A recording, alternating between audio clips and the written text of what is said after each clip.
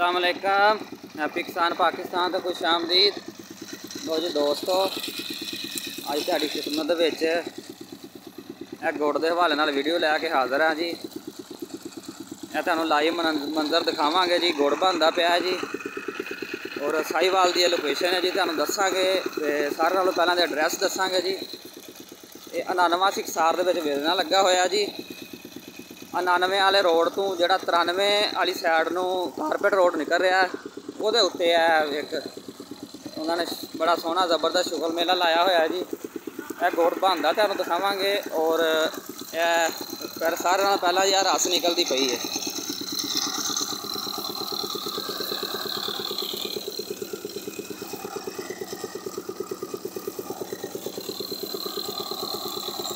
पुरानियां यादां नूं ताज़ा किया होया जी।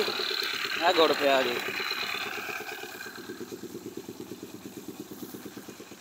आ जी पाते ये अपना तैयारी के मराहल च जी।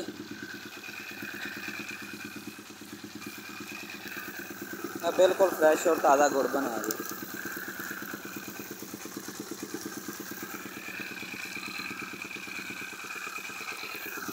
अहले इलाका वास्ते बड़ी सहूलत हैगी है जी।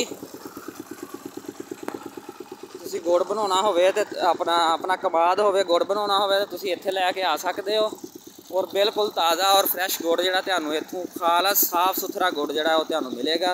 सेल पॉइंट भी है जी। 99 सिकसार तू कारपेट रोड 93 सिकसार नूं जा रहा जी।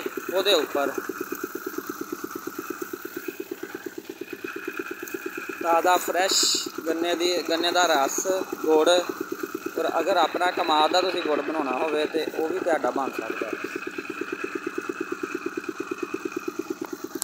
लो जी दोस्तों,